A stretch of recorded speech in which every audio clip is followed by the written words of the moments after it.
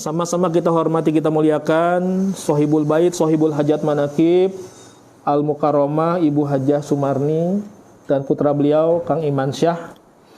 Yang sama-sama kita hormati, kita muliakan guru kita, orang tua kita Al-Mukarram Habib Hussein bin Zain Al-Atos, juga orang tua kita Wan Haji Salim bin Nahdi.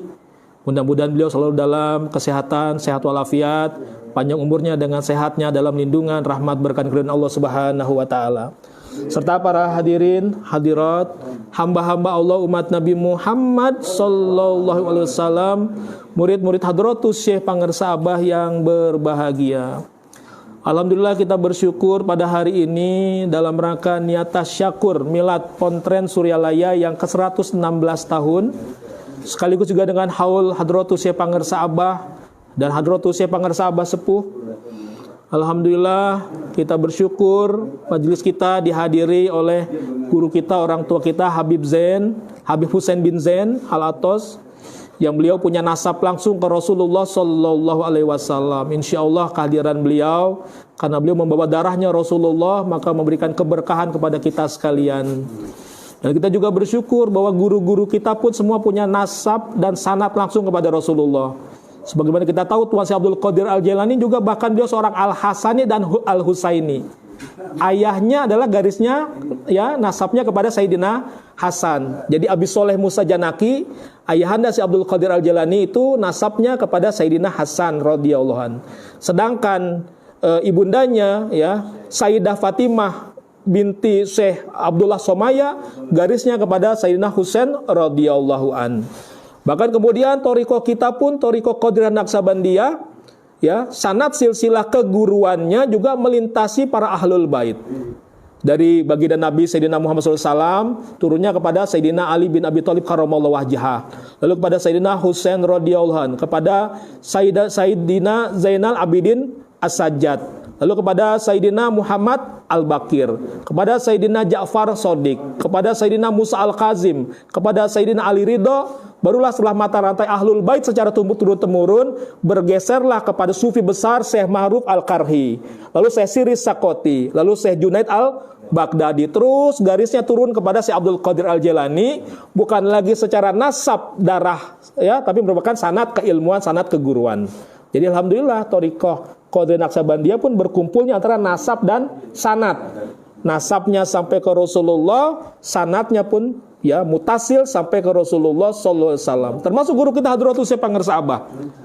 Pangersa Abah itu, ya, secara nasabnya, garisnya beliau secara mata rantainya dari ayah-ayah ke atasnya sampai ke Syekh Abdul Muhyi Pamijahan. Hanya Syekh Abdul Muhyi Pamijahan dari garis ayahnya itu nyampainya ke Raja Galuh, tapi dari garis ibunya sampai ke Sunan Giri. Nah, jadi Syekh Abdul Muhyi itu, ya, sampai ke Sunan Girinya lewat garis Nyai Ageng Tangan Ziah ibundanya.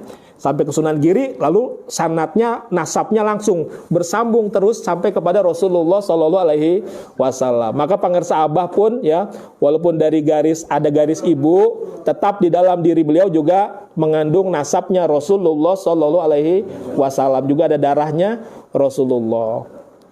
Nah, para hadirin yang berbahagia, tadi kita sudah menyimak manqobah Tuan Syekh, manqobah yang ke-39 dan ke-40. Yang pertama, ketika kita mendengarkan manqobah ini, maka kita harus memahami bahwa ketika Tuan Syekh mengucapkannya, beliau dalam rangka bersyukur kepada Allah, mengamalkan firman Allah, wa amma bi ni'mati rabbika fahaddis. Dan terhadap nikmat Tuhanmu maka sebut-sebutlah. Terhadap nikmat Tuhanmu maka ekspresikanlah. Jadi Tuan Syekh mengucapkannya bukan dengan nada penuh kesombongan, bukan. Tapi seandainya beliau tidak membuka makom dirinya, maka tidak satupun makhluk yang akan mengenal beliau. Karena beliau sudah sampai di puncak kewalian, di martabat tertinggi kewalian. Maka atas perintah Allah, kemudian beliau menzohirkan, ya, nikmat-nikmat Allah yang telah sampai kepada beliau. Dan ketika mengucapkannya, beliau dalam kondisi fanafillah. Kondisi ketika beliau tidak ada egonya, tidak ada kehendak pribadinya, semata-mata Tuhan Syekh mengucapkan sebagaimana manqobah yang kita dengar adalah semata-mata melaksanakan perintah Allah Subhanahu wa taala. Itu yang pertama, agar tidak ada prasangka di diri kita, wah, itu Tuhan Syekh berkata-kata berlebih-lebihan, melampaui Rasulullah. Seolah-olah kan begitu bagi yang nggak paham. Apalagi yang anti tarekat, yang anti zikir, itu akan menganggap begitu kan, orang tarekat begitu tuh.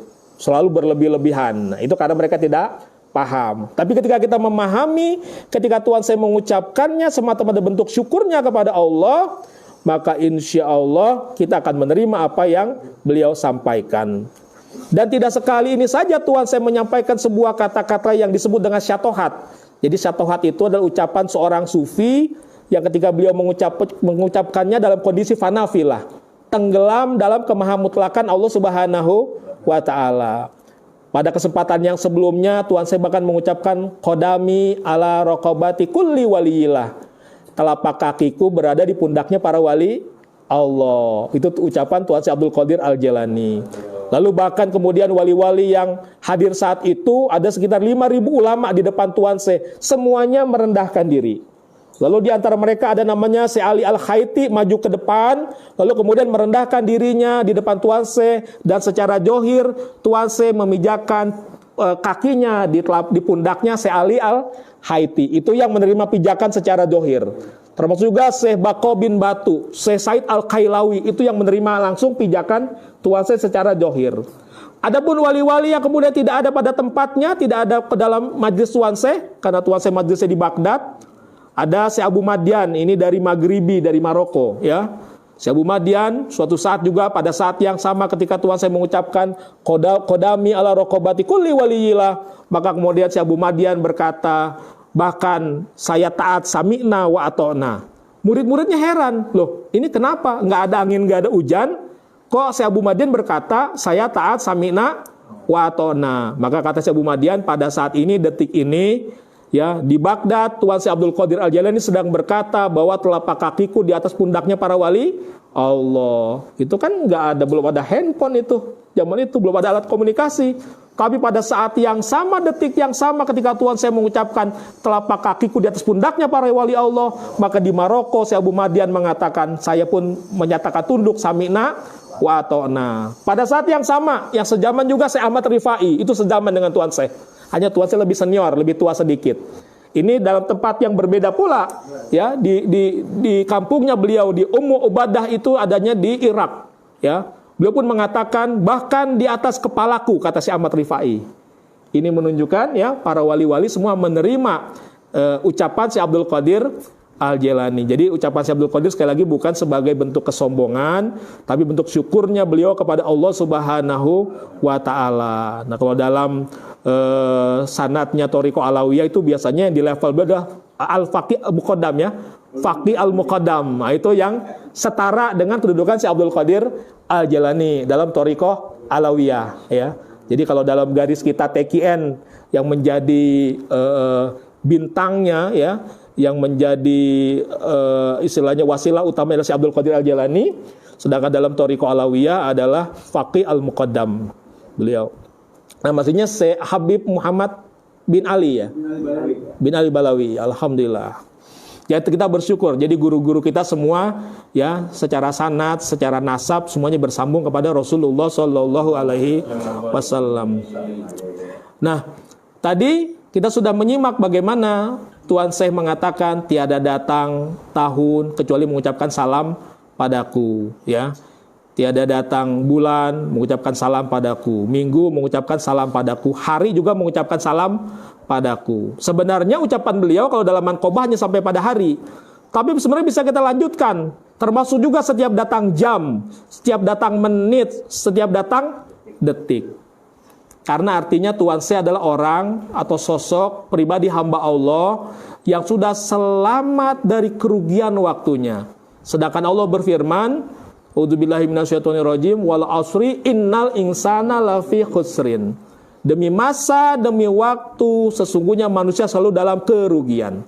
Karena ada saja hal-hal yang kita lakukan dalam mengisi waktu, ada saja hal-hal yang mungkin kita tidak maksimal dalam mengisi waktu. Bahkan banyak lengahnya, banyak lalainya, banyak goflahnya. Sedangkan Tuan Syekh adalah sudah menjadi hamba Allah, menjadi pribadi yang sudah selamat dari segala kegoflahan. Jadi kegoflahan sudah dikalahkan oleh beliau dalam mujahadah yang luar biasa. Tidak hanya beliau mengalahkan detik per detik kehidupannya saja, tapi bahkan juga dalam hitungan waktu yang lebih kecil lagi. Kita mengenal kalau dalam secara normal, satuan waktu yang paling kecil yang kita tahu hanya detik. Tapi dalam kaidah-kaidah fisika, detik ini bukan waktu yang paling kecil, ya. Di dalam detik itu ada juga sebuah satuan waktu yang lebih kecil yang kita sebut dengan milidetik. 1/1000 detik. Karena gerakan elektron, ya, yang mengelilingi inti atom itu kecepatannya tidak lagi dihitung dengan detik. Bahkan tidak milidetik tapi mikrodetik. Kalau mikrodetik 1/1.000.000 detik. Ada lagi nanodetik 1/1 miliar detik. Jadi bayangkan, ya, angka detik yang hitungan detik yang cuma tek itu bisa dibagi-bagi lagi menjadi satuan yang lebih kecil, ya. Ada milidetik, ada mikrodetik, ada nanodetik. Nah, para wali-wali Allah seperti Syekh Abdul Qadir Al-Jailani, para wali besar adalah orang-orang yang bahkan zikirnya itu tidak hanya dihitung 1 detik 1. Kalau kita kan paling masih bisanya begitu. Zikir sedetik 1. Ya, itu juga alhamdulillah kalau bisa berzikir setiap detik dalam waktu 1 jam sudah 60 kali sudah 3.600 kali berzikir. Tapi sekelas Tuan C itu tadi hitungannya bahkan lebih kecil daripada detik. Bisa per mikrodetik atau per nanodetik. Maka orang-orang yang zikirnya sudah di level itu, zikirnya bukan lagi titik-titik lagi, bukan ketukan-ketukan lagi, tapi sudah menjadi sebuah garis. Saking rapatnya zikirnya sudah menjadi sebuah garis. Bukan lagi huruf, bukan lagi suara. La harfan wala sautan. Nggak ada hurufnya, nggak ada suaranya. Hanya merupakan sebuah sir, sebuah rasa di hadapan Allah Subhanahu wa ta'ala. Jadi zikirnya sudah menjadi sebuah garis. Itu mengapa dalam kitab Jami'ul Usul fil Auliya, di antara syarat batin seorang wali adalah qalbuhu yatufu loha daiman. Kolbunya selalu tawaf kepada Allah selama-lamanya. Jadi makna zikrullahnya dikatakan dengan tawaf. Karena yang namanya tawaf bentuknya adalah lingkaran. Ya. Kalau garis itu, tadi kan zikir kita masih 1 titik ketukan-ketukan. Tak, tak, tak, tak per detik. Tapi kalau bahkan zikirnya satuannya sudah lebih kecil dari detik, ya 1 milidetik per 1 mikrodetik, per 1 nanodetik, bukan lagi ketukan, sudah menjadi garis lurus. Tapi yang namanya garis lurus ada awalnya, ada akhirnya. Bagaimana agar tidak ada awal dan akhirnya? Maka dibuat menjadi lingkaran. Makanya tadi kolbu seorang wali itu dikatakan kolbuhu yatufulloha daiman. Kolbunya selalu tawaf kepada Allah selama-lamanya. Artinya kalau bentuk tawaf kan lingkaran. Yang namanya lingkaran nggak ada awalnya, nggak ada akhirnya. Artinya apa maksudnya? Zikirnya seorang wali mursyid yang kamil mukamil nggak ada putusnya lagi. Kan kalau kita mau zikir goflah lagi, mau ingat lupa lagi, mau nyambung putus lagi. Karena makom kita di situ, lupa ingat putus nyambung, lupa ingat putus nyambung, lupa ingat putus nyambung. Bagus nggak, Bu? Bagus, masih ada nyambungnya, masih ada ingatnya. Coba kalau kita nggak belajar, lupa, putus. Nah pas kita belajar zikir, ada lupa ingatnya, putus nyambungnya. Harapan kita agar bisa seperti pangersa abah guru kita, termasuk kepada Tuan Syekh Abdul Qadir Jailani. Hanya ingat, nyambung. Tidak ada lupanya, tidak ada putusnya. Itu gambaran tadi. Jadi manqobah ke-39 tadi merupakan karakter batin seorang wali mursyid kamil mukamil yang hatinya selalu ingat kepada Allah, tidak hanya detik per detik, bahkan satuan waktu yang lebih kecil selalu ingat kepada Allah, nggak ada putusnya sama sekali. Kenapa bisa demikian? Karena ketika beliau bermujahadah, berproses, sebagaimana kita sekarang sedang berproses bermujahadah kita seperti saat ini tadi dengan berbagai amalan zikir, ya kita mengamalkannya bahkan mungkin sambil goflah, ya mulut mengucapkan, hatinya mah kadang keluyuran gak karuan, hanya mulut yang mengucapkan lafaz-lafaz Allah tapi hati kita belum huduril qalbi ma Allah. Tapi kita terus ya melakukan zikir walaupun sambil goflah, mudah-mudahan dengan pertolongan Allah akan dibuat kolbu kita, mulut kita berzikir, kolbu juga bisa berzikir. Nah Tuhan saya sudah melampaui tahapan itu. Jadi dengan mujahadahnya beliau yang lupa ingat putus nyambung sebagaimana kita sekarang, akhirnya ada titik yang Allah ridho. Nah ketika Allah sudah ridho dengan proses yang beliau lakukan, maka lalu Allah memberikan jazbah ilahinya, tarikan ilahinya. Maka dalam sekejap beliau menjadi wusul kepada Allah. Jadi zikirnya Tuhan saya bukan lagi seperti zikirnya kita yang berupaya untuk berzikir. tapi beliau sudah dizikirkan oleh Allah. Kita masih pribadi yang berjalan menuju Allah. Kalau Tuan C, guru kita Pangersabah, pribadi yang diperjalankan oleh Allah. Kita masih bekerja kepada Allah, niatnya bekerja menuju kepada Allah. Beliau sudah dipekerjakan oleh Allah. Jadi segala sesuatu sudah ditolong oleh Allah. Kalau kita zikir kita ibarat orang mau makan nasi kan prosesnya panjang. Sebelum nasi wujudnya beras, sebelum beras wujudnya padi. Padi ditanam petani, ya, kemudian juga dirawat sampai terus sekian waktunya, akhirnya dipanen. Setelah dipanen, prosesnya kemudian ditumbuk dulu menjadi gabah, menjadi beras, lalu didistribusikan ke Bulog, dari Bulog ke pasar induk ke pengecer, barulah sampai kepada kita, ke rumah kita beli di warung-warung, di pasar-pasar. Artinya prosesnya panjang. Sudah kita beli pun mesti dicuci dulu, dimasak dulu. Prosesnya panjang. Jadi zikir kita ibarat orang mau makan nasi. Sedangkan zikirnya guru-guru kita, Pangersa Abah Ano, Pangersa Abah Sepuh, termasuk si Abdul Qadir Al-Jalani, dan terus seluruh masyayikh kita, zikirnya sudah seperti orang bernafas. Nggak perlu repot-repot, nggak perlu susah-susah. Kan kalau orang bernapas, kita lagi ngobrol gini, nafas nggak, Wan? Nafas, ya. Kita lagi tidur, nafas nggak? Nafas. Untuk nafas perlu niat nggak? Enggak. Tanpa kita repot-repot pakai niat, Allah sudah hadirkan oksigen ke paru-paru kita. Nah itulah tadi zikirnya kelas Tuan Syekh Abdul Qadir Jalani. Bukan lagi seperti orang yang makan nasi, tapi seperti orang bernafas. Jadi zikirnya setiap waktu, kapanpun dan dimanapun, huduril qalbi ma'allah, senantiasa bersama dengan Allah. Jadi beliau itu sebenarnya setarnya dengan kita sama. Ya, sama-sama bukan nabi, tidak maksum. Hanya saja beliau itu kemudian bermujahadahnya sungguh-sungguh, ikhlas dan istiqomah. Akhirnya Allah memberikan jazbah ilahinya, Allah ridho kepada beliau, lalu beliau dibuat menjadi wusul dan ma'rifat kepada Allah. Maka zikirnya sudah tidak putus lagi. Lalu kemudian tidak hanya berhenti pada figur Tuan Syekh, kita bersyukur mata rantai kewalian ini terus berjalan terus sampai terus ke Hadratus Syekh, guru kita Hadratus Syekh Pangersa Abah. Beliau pun seperti itu.